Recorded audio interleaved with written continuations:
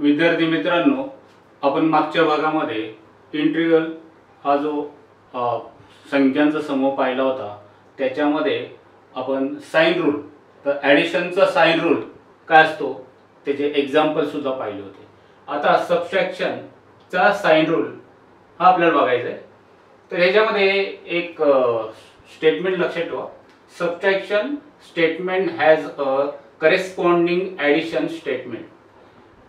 म्हणजेच काय की वजाबाकी ही अप्रत्यक्षपणे बेरजेच्या स्वरूपामध्ये करून घेऊन उत्तर काढणे. म्हणजे वजाबाकीला आपल्याला बेरजेमध्ये रूपांतर करावं लागतं, ॲडिशनमध्ये करावं लागतं. तर समजा एक्झाम्पल घेतलं आपण 1 मध्ये की -8 -5. आता इथे -8 मधून -5 हा मायनस करायचा आहे. मग त्या ठिकाणी मायनस आणि मायनस हे 2 वेळा मायनस जे आहे आपण त्या ठिकाणी या मल्टिपलच्या साइन रूलनुसार मायनस मायनस जर एखाद्या ब्रॅकेटच्या बाहेर मायनस असेल तर जे ब्रॅकेटच्या आतमध्ये जे नंबर आलेले आहे त्याचं साइन चेंज करायचं. म्हणजे -5 चा +5 झाला. मग आता इथे हा जो सबट्रॅक्शन जो होता त्याला आपण ॲडिशन मध्ये घेतला. आता ॲडिशनच्या रूलनुसार जर एखादा नंबर मायनस असेल, एखादा दुसरा नंबर पॉझिटिव्ह असेल, तर अशा वेळेस आपण काय करतो, संख्या ज्या नंबर्स आहेत त्यामध्ये बिग नंबर जो आहे तो नंबर, तर इथे 8 आणि 5 त्यामध्ये 8 हा संख्यांच्या बाबतीत नंबरच्या बाबतीत हा मोठा आहे म्हणून त्याचं साइन देणार पहिल्यांदा. म्हणून -8 चं साइन जे मायनस आलं आणि 8 मधून 5 मायनस करायचा. म्हणजे तुमचा 8 मधून -5 गेल्यानंतर 3, तर याचा आन्सर येईल -3. म्हणजे ह्या ठिकाणी आपण काय केलं, सबट्रॅक्शन जे आहे ते ॲडिशन मध्ये करून घेऊन आपण त्याचं एक्झाम्पल सॉल्व्ह केलं. हे 2 रूल लक्षात ठेवा. जर एखाद्या ब्रॅकेटच्या बाहेर मायनस असेल तर ब्रॅकेटमध्ये ज्या काही संख्या दिल्या असतील तर त्या सगळ्यांचे चिन्ह चेंज करणं गरजेचे आहे. जर मायनस ब्रॅकेटच्या बाहेर आहे आणि ब्रॅकेटमध्ये प्लस आहे तर याचा टोटल आन्सर मायनस होईल. त्यानंतर अँड मायनस जर ब्रॅकेटच्या बाहेर असेल, ब्रॅकेटमध्ये मायनस असेल तर मायनस मायनस प्लस होतं. आता जसं हे सबट्रॅक्शन मध्ये आपण पाहिलं साइन रूल, तसं आता मल्टिपल मध्ये बघूया आपण. मल्टिपल मध्ये पहिला जो या ठिकाणी आपण रूल आहे तो प्लस इंटू प्लस तो प्लस होतो, मायनस इंटू मायनस तो प्लस होतो. तर इथे एक गोष्ट लक्षात ठेवा की same sign multiple by positive, दोन्ही चिन्ह जर सेम असतील मग ती प्लस प्लस असो मायनस मायनस असो तर दोघांचं आन्सर पॉझिटिव्ह येतं. तर same sign multiple by positive. आता एक्झाम्पल नुसार पहा की 6 इंटू 10. 6 हा पॉझिटिव्ह आहे आणि 10 हा सुद्धा पॉझिटिव्ह आहे. तर positive positive same sign multiple by positive. तर याचं साइन जे आहे पॉझिटिव्ह साइन देण्याची गरज नाही. तर 6 इंटू 10 60 झालं. आता इथं -6 इंटू -10 तर दोन्ही मायनस मायनस आहे आणि सेम साइन. मग same sign by positive, same sign multiple by positive.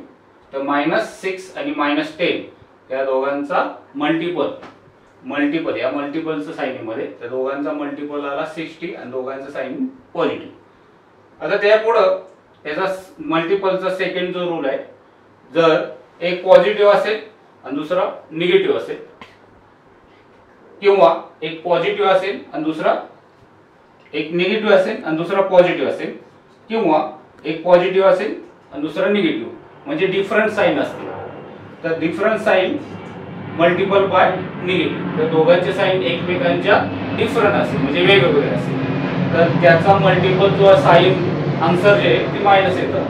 तर प्लस इंटू मायनस मायनस आलं, मायनस इंटू प्लस मायनस आला. तर हे different sign multiple by negative हा रूल तुम्ही लक्षात ठेवा. एक्झाम्पल जर त्याचं द्यायचं झालं तर फर्स्ट एक्झाम्पल 6 इंटू -10. तर इथे डिफरंट साइन्स आहे त्यामध्ये साईन डिफरंट आहे, दोघांचे चिन्ह वेगवेगळे आहे. तर या ठिकाणी यांच्या दोघांमध्ये मल्टिपल करणं म्हणजे गुणाकार करायचा आहे. तर गुणाकार करत असताना दोघांचं चिन्ह साईन जे आहे ते डिफरंट असेल तर त्याचं आन्सर साईनचं आहे मायनस येईल. आणि 6 × 10 हा आपल्याला मल्टिपल करता येतो. 6 × 10 60 झाला. दुसरा एक्झाम्पल -6 आहे × 10. आता ह्याचं साईन आहे मायनस आहे, ह्याचं काय नाही आहे म्हणजे पॉझिटिव्ह आहे. मग हा पॉझिटिव्ह आणि मायनस आहे, या दोघांचं मल्टिपल पहिल्यांदा साईन. कोणतेही तुम्ही एक्झाम्पल सोडवत असताना पहिल्यांदा साईनचं मल्टिपल करायचा, नंतर संख्यांचा आपल्याला मल्टिपल करता येतो. पहिल्यांदा साईनचं चिन्ह जे साईन जो आहे तो योग्य देणं गरजेचं आहे. मग इथे -6 × 10 म्हणजे निगेटिव्ह आणि पॉझिटिव्ह यांचा पहिल्यांदा साईनचा गुणाकार जो आहे तो मायनस आला आणि 6 × 10 हा 60 झाला. आता जसं आपण हा मल्टिपलचा साईन रूल पाहिला त्याचप्रमाणे डिवाइड साईन रूल म्हणजे पहिल्यांदा आपण ॲडिशनचा साईन रूल पाहिला, सबट्रॅक्शनचा साईन रूल पाहिला, मल्टिपलचा साईन रूल पाहिला. आता divide sign rule. Divide sign rule जो आहे जवळजवळ हा मल्टिपल सारखाच आहे. जसं आपण same sign multiple by positive, तसं same sign divide by positive आणि different sign divide by negative same आहे, फक्त डिवायडेशन मध्ये येणार आहे तुम्हाला. समजा इथे प्लस डिवाइड बाय प्लस म्हणजे दोन्ही नंबर प्लस प्लस आहेत, तर यांचं डिवायडेशन करताना साईनचा रूलनुसार तो पॉझिटिव्ह येतो. सेकंडमध्ये मायनस डिवाइड बाय मायनस तर तो पॉझिटिव्ह येतो. तर same sign divide by positive sign. Example द्यायचं झालं तर 7 डिवाइड बाय 5 आहे.